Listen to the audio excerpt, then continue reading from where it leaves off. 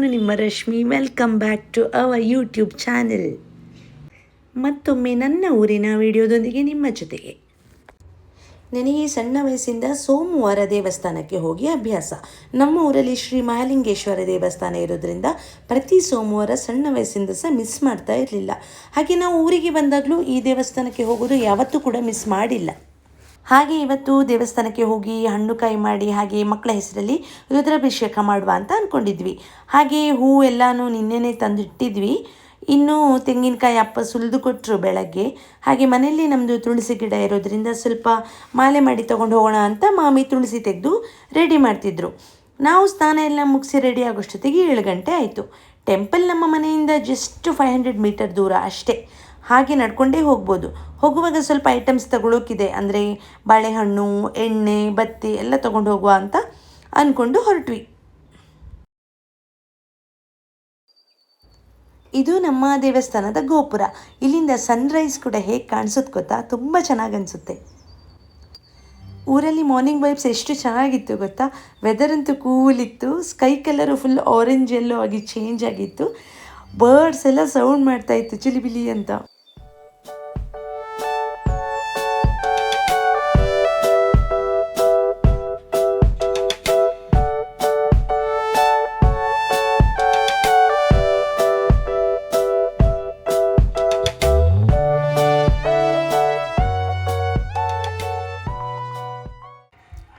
Temple ಹತ್ತಿರ ಬಂತು. ಇನ್ನು ಒಳಗಡೆ ಹೋಗಿ ದೇವರ ದರ್ಶನ ಮಾಡಿಕೊಂಡು ಆಮೇಲೆ ಸಿಗ್ತೀನಿ.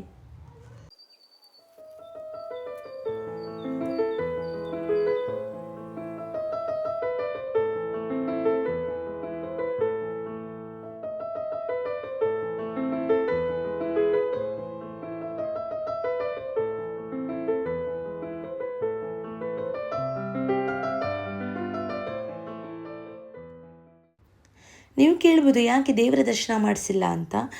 ನಮ್ಮೂರಲ್ಲಿ ಏನಂದರೆ ಹಳ್ಳಿ ಅಲ್ವಾ, ಸೊ ಇಲ್ಲಿ ಅಷ್ಟು ಫ್ರೀಡಮ್ ಇಲ್ಲ.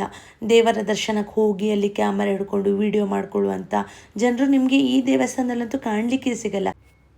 ಇಲ್ಲೊಂದು ಹತ್ತಿರನೇ ದೇವಸ್ಥಾನದ ಪಕ್ಕನೇ ಒಂದು ನಾಗಬನ ಇದೆ.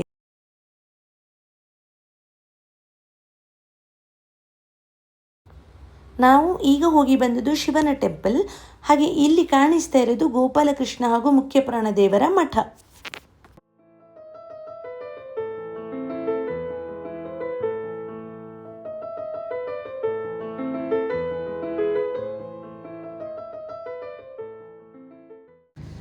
ಈಗ ದರ್ಶನ ಮುಗಿಸಿ ಮನೆಗೆ ರಿಟರ್ನ್ ಹೋಗ್ತಾ ಇದ್ವಿ. ಆವಾಗ ನನಗೊಬ್ಬರು ಫ್ರೆಂಡ್ ಸಿಕ್ಕಿದ್ರು. ಅವರಿಗೆ ಡ್ಯೂಟಿಗೆ ಲೇಟ್ ಆಗಿದ್ರು ಸಹ ನಿಂತ್ಕೊಂಡು ಒಂದು 5 ನಿಮಿಷ ಮಾತಾಡ್ಕೊಂಡು ಹೋದರು. ಸೋಮವಾರದವಳ ಅಮ್ಮ, ನಿಮಗೆ ಈ ಸ್ಕೂಲ್ ಬಗ್ಗೆ ಮೆಮೊರಿ ಏನಿದೆ? ನಾನು ಓದಿದ್ದ ಸ್ಕೂಲ್ ಇದು ಸಾಧಾರಣ 50 ವರ್ಷ ಆಯ್ತಿದ್ದು ಸ್ಕೂಲಾಗಿ. ಅದರ ಮುಂಚೆ ಹಳೆ ಸ್ಕೂಲ್ ಇತ್ತು. ಇವತ್ತು ಓದ್ತೇನೆ ಬರಿತೇನೆ ಅಂದರೆ ಇದೇ ಸ್ಕೂಲ್ ಕಾರಣ. ಇದು ಸ್ಕೂಲ್ ಇಲ್ಲಾಂದರೆ ನಮಗೆ ಕಳಿಸ್ತಾನೆ ಇರಲಿಲ್ಲ ಮನೆಯವರು. ಅದು ಶಿವರಾಮ್ ಸಾರ ಭಟ್ರಂತರ ಒಬ್ಬರು ಇದ್ದರು, ಶಿವರಾಮ್ ಸಾರ. ಅವರೀಗ ಇರಲಿಕ್ಕಿಲ್ಲೋ ಏನೋ. ಇದನ್ನು ಎಣಿಸುವಾಗ ನನಗೆ ಮುಂಚೆ ನಾನು ಸ್ಕೂಲಿಗೆ ಹೋಗಿದ್ದೆಲ್ಲ ನೆನಪು ಬರ್ತಾ ಉಂಟು. ತುಂಬ ಕಷ್ಟ ಮುಂಚೆ. ಅದು ನಮ್ಮ ಅಪ್ಪ ಅಮ್ಮ ಇಷ್ಟಾದರೂ ಒಂದು ಅಕ್ಷರ ಆದರೂ ನನಗೊಂದು ಕಲಿಸಿದ್ರಲ್ಲ ಅಂತ ಒಂದು ಖುಷಿ. ಈಗ ಒಂದು ನಾಟಕ ಮಾಡಿದ್ದೀರಲ್ಲ ಮನೆಯಲ್ಲಿ? ನಾಟಕ ಮಾಡಿದ್ದೆ, ಅದರಲ್ಲಿ ಅರ್ಜುನ ಪಾರ್ಟ್ ಮಾಡಿದ್ದೆ ನಾನು. ಕರ್ಣಾರ್ಜುನ ಕಾಳಗ. ನನಗೆ ತುಂಬ ಪ್ರೈಸ್ ಎಲ್ಲ ಕೊಟ್ಟಿದ್ದರು ಆವಾಗ. ಅಷ್ಟು ಕಷ್ಟ ಆದರೂ ಪೆನ್ನು, ಪೆನ್ಸಿಲು, ಬುಕ್ಸ್ ಎಲ್ಲ ಕೊಟ್ಟಿದ್ದರು ಆ ನಾಟಕದಲ್ಲಿ ಪಾಠ ಮಾಡಿದ್ದಕ್ಕೆ. ತುಂಬ ಖುಷಿಯಾಗಿತ್ತು ಅದನ್ನು ನೋಡಿ. ಅಮ್ಮ, ಈ ಹಲಸಿನಕಾಯಿ ಮರದಿಂದ ನಿಮಗೆ ನೆನಪಿದೆಯಾ ನಾವು ಪಲ್ಯ ಮಾಡಿಕೊಂಡು ಊಟ ಮಾಡ್ತಿದ್ವಲ್ಲ ಈ ಕಾಯಿಂದ? ಈ ಮರದ್ದು ಸೋಳೆ ಭಾರಿ ಚಂದ. ಬೇಯಿಸುವಾಗ ಬೆಣ್ಣೆ ಥರ ಅಷ್ಟು ಸ್ಮೂತಾಗಿ ಬರ್ತದೆ. ಒಂದು ಸೆಕೆಗೇನೆ ತುಂಬ ರುಚಿ.